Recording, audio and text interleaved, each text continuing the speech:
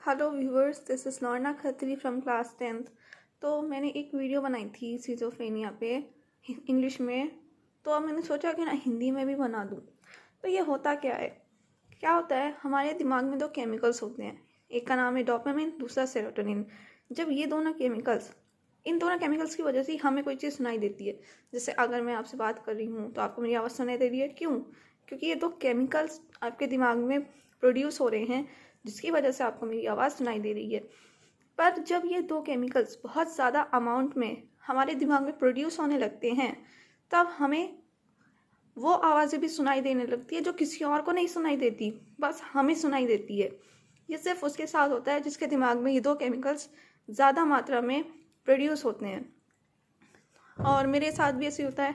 मेरे माइंड में भी ये दो केमिकल्स बहुत ज़्यादा प्रोड्यूस होते हैं, जिसकी वजह से मुझे ऐसी आवाज़ें सुनाई देती हैं जो मेरे अलावा कोई और नहीं सुन सकता। तो ये जो आवाज़ें हैं किसी भी तरह की हो सकती हैं। लड़के की हो सकती है, लड़की की भी हो सकती है। और ये आवाज़ें ऐसी भी हो सकती हैं कि आपको लगे तो भूत है।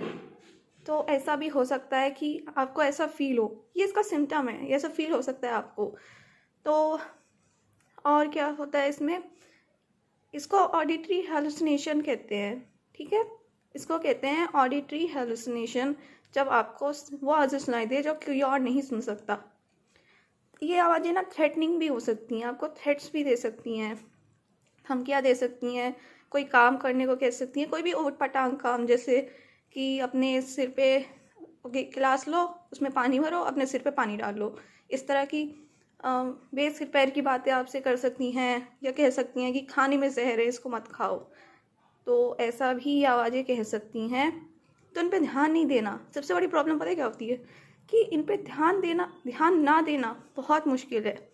क्योंकि अगर कोई हमें बार बार रबड़ मार रहा है तो हमको दर्द तो होगा ही, पर हमें उसे सहने की आदत डालनी पड़ेगी। क्योंकि ये दवाइयों से ये नहीं पता मुझे कि कैसे ठीक होता है, लेकिन इतना ज़रूर पता है कि इसको हम कंट्रोल कर सकते हैं। और क्या होता है इसमें इसमें ना विजुअल हेलुसिनेशन भी होता है।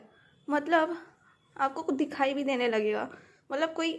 मतलब सिर्फ आपको वो चीज़ दिखाई देगी। कोई भी दिख सकता है, कोई आदमी, कोई औरत, लड़का, लड़की या बच्चा, कुछ भी दिख सकता है इसमें। ये नहीं पता क्या क्या दिखेगा, पर इतना पता है कि इसमें दिखता भी है। और ऐसा लगता है कि सिर्फ वो आपसे बात कर रहा है, लेकिन कोई और उसे नहीं देख सकता आपके अलावा। तो हम क्या सोचते हैं, शुरू शुरू में तो ऐसा लगेगा कि ये भूत है, कि ये क्या हो रहा है मेरे साथ, ये तो हो ही नहीं सकता। पर नहीं नहीं नहीं, ऐसा नहीं होता। ये एक साइकेट्रिक प्रॉब्लम है जो मुझे भी है, और मुझे भी इसके बारे में बहुत बाद में पता चला। और तो ये दो तरह से होते हैं, एक ऑडिटरी हेलुसिनेशन होता है और शायद एक विजुअल हेलुसिनेशन होता है। तो इसमें क्या क्या होता है, इसमें मतलब ऐसा हो सकता है कि हमको ऐसा फील भी होने लगेगा कि ये सब सच है। तो हम नॉनसेंस ऐसी बातें भी कर सकते हैं जो एकदम नॉनसेंस है, जैसे खाने में जहर है, जबकि ऐसा नहीं है, ऐसा तो हो ही नहीं सकता। तो हम ऐसी बातें कर सकते हैं। या हम बहुत तेज़ी से बोलेंगे कि कि दूसरा समझ ही ना पाए कि हम क्या बोल रहे हैं, इतनी स्पीड से बोलने लगेंगे। कभी कभी आइसोलेट हो जाएंगे अपने आप ही। मतलब हमें ऐसा भी इसमें लगता है कि जैसे हमें कोई देख रहा है। मतलब जब हमने कपड़े नहीं पहने हुए, कोई हमें देख रहा है, या हमसे कोई बात कर रहा है, हमारी वीडियोस बना रहा है, तो ऐसा भी इसमें लगता है। ये भी इसका सिम्टम है। तो शुरू शुरू में तो काफ़ी अनकंफर्टेबल फील होगा कि क्योंकि कोई हम एक्टिविटी कर रहे हैं और 24 घंटे कोई हमें देख रहा है, तो ऑफकोर्स हमें थोड़ा अनकंफर्टेबल फील होगा स्टार्टिंग में। पर एक बार जिसे हो जाए, उसको अगर बहुत टाइम से हो, तो उसको आदत भी पड़ जाती है। ऐसे भी कई लोग हैं जिनको ये हुआ है, पर उनको आदत पड़ चुकी है इसकी, और वो बिल्कुल इसको इग्नोर करते हैं। पर जो जिनको स्टार्टिंग में होगा, उनको तो एकदम से समझ में ही नहीं आएगा कि ये क्या हो रहा है मेरे साथ, और अगर हो रहा है तो मेरे साथ ही क्यों हो रहा है, कोई और क्यों नहीं। ऐसा मुझे भी फील होता था, पर जब सही इलाज मिला तब ऐसा नहीं लगा मुझे। तो हाँ, तो ये होता है सिज़ोफ्रेनिया। और मैं बता दूँ, आई थिंक ये टीनेजर्स को ज़्यादा होता है। कुछ पढ़ा है मैंने से, मुझे नहीं पता सच में कि टीनेजर्स को होता है नहीं, पर हाँ, मैं भी टीनेजर हूँ तो मुझे भी है। But I am from class 10th। सो मेरे लिए स्कूल लाइफ कंटिन्यू करना, सब कुछ पढ़ाई कंटिन्यू करना थोड़ा हार्ड है, क्योंकि सिज़ोफ्रेनिया के साथ नॉर्मल लाइफ जीना थोड़ा मुश्किल है। क्यों? क्योंकि ऐसा होता है इसमें कि आपको आवाज़ें आ रही हैं, ठीक है। वो ऐसी आवाज़ें जो सिर्फ आप सुन सकते हैं, आप ही समझ सकते हैं। पर अगर मान लेते हैं सामने कोई बोल रहा है, आपसे ही बोल रहा है, आपके लिए, आप उसकी बात सुन रहे हो, पर प्रॉब्लम क्या होगी, ऐसा भी हो सकता है कि आप जो बोल रहे हो, मतलब सामने वाला जो बोल रहा है उसकी आवाज़ और आपके माइंड की आवाज़ दोनों मिक्स हो जाएंगी और आपको कंफ्यूज करेंगी। फिर इसमें क्या होता है, कंफ्यूजन भी होता है। हमको ऐसा लगता है कि वो चीज़ हमारे सामने कुछ ऐसी चीज़ें अपने आप आने लगती है जो हमारा दिमाग बनाता है कि हाँ ये असली है, कि हाँ ये तो आदमी है, ये तो यहाँ से जा रहा है, तो हमको ऐसा दिखेगा, पर कोई और नहीं देख सकता उसे। तो हम कंफ्यूज हो जाते हैं असली और नकली में, कि ये असली है कि नकली है। तो इसमें भी हमें बहुत कन्फ्यूज़न होता है। मुझे नहीं है विजुअल हेलुसिनेशन, मुझे दिखाई तो नहीं देता। हाँ मुझे ऐसा दिखता है कि पिक्चर्स जो है वो आंखें झपका रही हैं, पलकें झपका रही हैं और हंस रही हैं मेरी तरफ, ऐसा तो मुझे लगता है। पर अपने सामने कोई आदमी या औरत खड़ा हुआ दिखाई नहीं देता। ठीक है, तो इसमें ऐसा होता है। और और ये एक क्रॉनिक है, क्रॉनिक डिसीज़ है। मतलब ऐसा हो सकता है कि ये पूरी लाइफ रहे। पर मैं बता दूं, इसको कंट्रोल करना, इसको अगर हमें सही इलाज मिलता है तो इसको हम आसानी से कंट्रोल कर सकते हैं। कहना बहुत आसान है मेरे लिए, सॉरी मेरे लिए नहीं, किसी के लिए भी कहना बहुत आसान है कि इसको हम ठीक कर सकते हैं, कंट्रोल करो, डरो मत इससे। पर ये इतना भी आसान नहीं होता, लेकिन जिसको आदत पड़ जाती है शायद उसके लिए ये आसान हो। ठीक है, तो ऐसे ही मैंने वीडियो बना दी क्योंकि मुझे लगता है कि मुझे अपना एक्सपीरियंस शेयर करना चाहिए, और शायद कोई और भी होगा इस दुनिया में जो मेरी तरह फील करता हो, जो शायद सिज़ोफ्रेनिया का दूसरा पेशेंट हो, मेरी बात समझ सके। पर अब ये इतना आसान क्यों है, मतलब इतना आसान क्यों नहीं है? ऐसा इसलिए है क्योंकि अगर 24 घंटे आपको कोई हाथ पे रबड़ मार ले सपोज, तो आपको दर्द होगा, होगा नहीं होगा? बिल्कुल होगा। तो हम उस पर रिएक्ट करेंगे। तो बिल्कुल सिज़ोफ्रेनिया भी ऐसे ही होता है कि एक रबड़ टाइप है।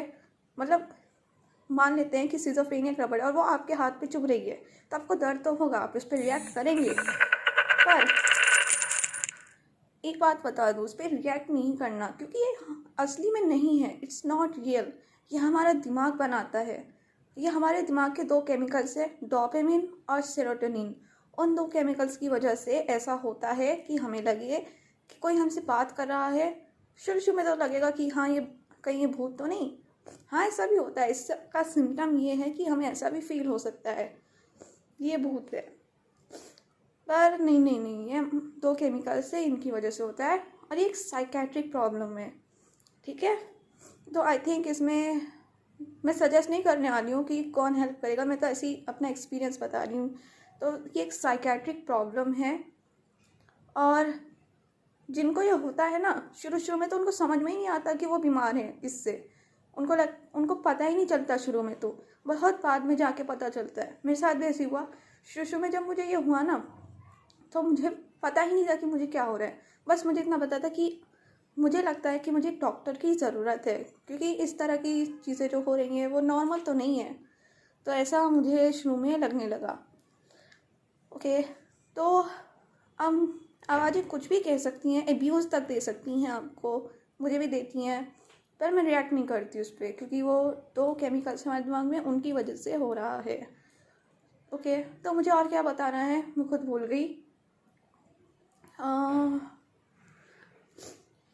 तो yes, if you are a patient of schizophrenia, fight with it. Don't afraid of this, don't afraid from this, just fight, because there are a lot of persons in this world who are facing this. You are not alone who are facing this problem. And too, me too, I'm also an example of schizophrenia. I also have this. So don't worry, if you have this, you can continue your daily life, but you should be strong. You should be very strong if you want to fight with it. Okay? सो के अगर किसी को यह है तो उसको काफ़ी strong बनना पड़ेगा। अगर उसको कोई हाथ पे रबड़ मार रहा है तो उसको दर्द होगा, मुझे पता है, पर उसको सहने की आदत होनी चाहिए, स्ट्रॉन्ग होना है। अगर किसी को भी ये है, तो अगर कोई ऐसा पेशेंट है जो सिज़ोफ्रेनिया का है और मेरी वीडियो देख रहा है, तो please comment me and tell me your experience. Okay, so I think I should stop this video here because I don't want to make a long video, and I've told all the things what I know about it. मुझे जो भी पता है मैंने बता दिया. So I think I should stop this video here because this is the time for study of me. Okay, thank you.